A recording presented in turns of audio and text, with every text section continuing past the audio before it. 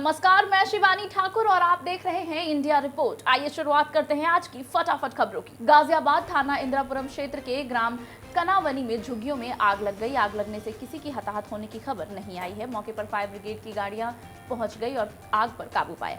धान से भरी pickup van high tension line से टकरा गई, जिससे आग लग गई। आग बुझाने के प्रयास में पिकअप का चालक झुलस गया। नीचे हाई टेंशन लाइन से टकराने से पिकअप वैन में आग लग गई। पिकअप वैन में आग लगता देखकर चालक समेत 3 लोगों ने अपनी अपनी जान बचाई। सूचना देने के बावजूद मौके पर फायर ब्रिगेड की गाड़ी नहीं पहुंच सकी। ये पूरा मामला सिकंदराबाद के गांव आढ़ा जंगल का है।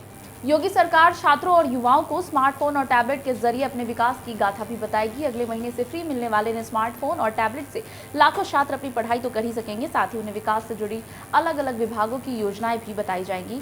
साथ ही नए अपडेट के साथ समय पर नई जानकारी साझा की जाएगी। चुनावी मौसम में सरकार की इस योजना को गेम चेंजर माना जा रहा है। हाल में मुख्यमंत्री योगी आदित्यनाथ ने 1 करोड़ छात्र छात्राओं और अन्य वर्गों के लोगों को तकनीकी सशक्तिकरण के तहत स्मार्टफोन और टैबलेट देने का निर्णय लिया है।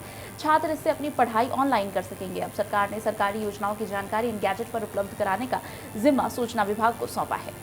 अफगानिस्तान में तख्ता पलट करके बनी तालिबान की हुकूमत कहीं उन मुल्कों को आतंकवाद का सबसे बड़ा चरगाह न बना दे, ये डर दुनिया के कई मुल्कों को सता रहा है। लेकिन इस बारे में प्रधानमंत्री नरेंद्र मोदी ने मंगलवार को G20 सम्मेलन को संबोधित करते हुए दोबारा जो चिंता जताई है और इसके खिलाफ अंतर्राष्ट्रीय बिरादरी से जिस संयुक्त लड़ाई लड़ने का आह्वान किया है, उसे बहुत गहरे मायने हैं।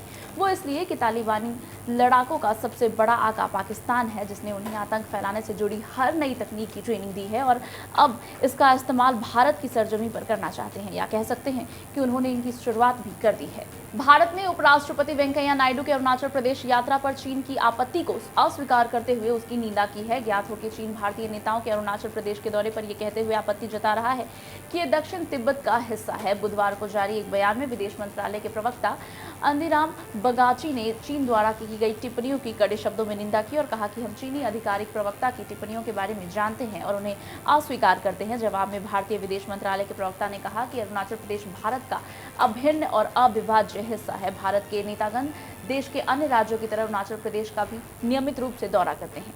नए संसद भवन में लोकसभा कक्ष में 772 सदस्यों की बैठने की क्षमता होगी। आश्चर्य की बात है कि इस आंकड़े पर कैसे पहुंच गया, जबकि वर्तमान समय में लोकसभा में केवल 543 सदस्य हैं। सरकार का ये आंकड़ा 2026 में होने वाले अंतरराज्यीय परिसीमन के बाद संसदीय क्षेत्रों की अनुमति वृद्धि पर आधारित है। प्रत्येक संसदीय क्षेत्र में समान संख्या में मतदाताओं की अवधारणा लंबे समय से विवाद का मुद्दा रहा है। संसदीय क्षेत्र में वृद्धि के मुद्दे पर केरल और तमिलनाडु जैसे राज्य भेदभाव का आरोप लगाकर इसका विरोध कर रहे हैं। इनका तर्क है कि इन्हें सफल परिवार नियोजना लागू करने की सजा मिल रही है। वहीं उत्तर प्रदेश, बिहार और राजस्थान जैसे अधिक जनसंख्या वाले राज्य बढ़ती आबादी की वजह से संसदीय क्षेत्रों में बढ़ोतरी के पक्ष में है। बुधवार की शाम को देश के पूर्व प्रधानमंत्री डॉक्टर मनमोहन सिंह को बुखार और कमजोरी की शिकायत के बाद एम्स दिल्ली में भर्ती कराया गया था। स्वास्थ्य मंत्री मनमुख मांडविया ने उनका हालचाल जानने के लिए दिल्ली एम्स का दौरा किया। अखिल भारतीय आयुर्विज्ञान संस्थान के एक अधिकारी ने मीडिया से बातचीत करके जानकारी दी कि बुखार के मूल्यांकन के लिए उन्हें भर्ती कराया गया था और अब उनकी हालत स्थिर है। वहीं प्रधानमंत्री नरेंद्र मोदी ने भी आज सुबह मनमोहन सिंह के लिए एक tweet get well soon post किया। साथ ही उन्होंने लिखा कि मैं डॉक्टर मनमोहन सिंह जी के अच्छे स्वास्थ्य और जल्दी ठीक होने की कामना करता हूँ। बता दें कि 89 वर्षीय पूर्व प्रधानमंत्री को कोविड की दूसरी लहर के दौरान पॉजिटिव आने के बाद अस्पताल में भर्ती कराया गया था। उत्तर प्रदेश विधानसभा में नेता प्रतिपक्ष और समाजवादी पार्टी के वरिष्ठ नेता राम गोविंद चौधरी ने मंगलवार को दावा किया कि जिस दिन अखिलेश यादव उत्तर प्रदेश के मुख्यमंत्री पद की शपथ लेंगे, उसी दिन केंद्रीय गृह राज्य मंत्री अजय कुमार मिश्रा टेनी जेल जाएंगे। चौधरी ने योगी आदित्यनाथ के नेतृत्व वाली भारतीय जनता पार्टी की सरकार पर निशाना साधते हुए आरोप लगाया कि योगी सरकार इतिहास में हत्यारों, दुष्कर्मियों और उत्पीड़कों की मदद की है और आम आदमी का उत्पीड़न और दोहन करने के लिए याद की जाएगी। नवरात्रि के अवसर पर जैसे जैसे लोगों की भीड़ उमड़ रही है, वैसे वैसे अब कोरोना के मामले भी बढ़ने लगे हैं। स्वास्थ्य मंत्रालय द्वारा गुरुवार को जारी किए गए आंकड़ों के मुताबिक बीते 24 घंटों के दौरान कोरोना के 18,987 नए मामले सामने आए हैं, जो कि कल की तुलना में 3,000 अधिक हैं। वहीं इस दौरान 246 लोगों की मौत भी हुई है। हालांकि बीते 24 घंटे में 19,808 लोग स्वस्थ भी हुए हैं, लेकिन कल की तुलना में ये आंकड़ा कम है। इसके अलावा भारत में अब कोरोना के 2,06,586 सक्रिय मरीज बचे हैं। देश में कुल मृतकों की संख्या की बात करें तो 4,51,435 हो गई है। वहीं अब तक स्वस्थ होने वाले कुल मरीजों की संख्या 3,33,62,709 हो गई है। केरल कैबिनेट ने गरीबी रेखा यानी कि बीपीएल के नीचे के ऐसे परिवारों के आश्रितों के लिए 3 साल के लिए 5,000 रुपए मासिक वित्तीय मदद का ऐलान किया है, जिनके परिजनों की मौत कोरोना वायरस के चलते हुई है। राज्य के मुख्यमंत्री कार्यालय ने बताया कि ये मदद वर्तमान में दी जा रही है वित्तीय मदद से अलग होगी।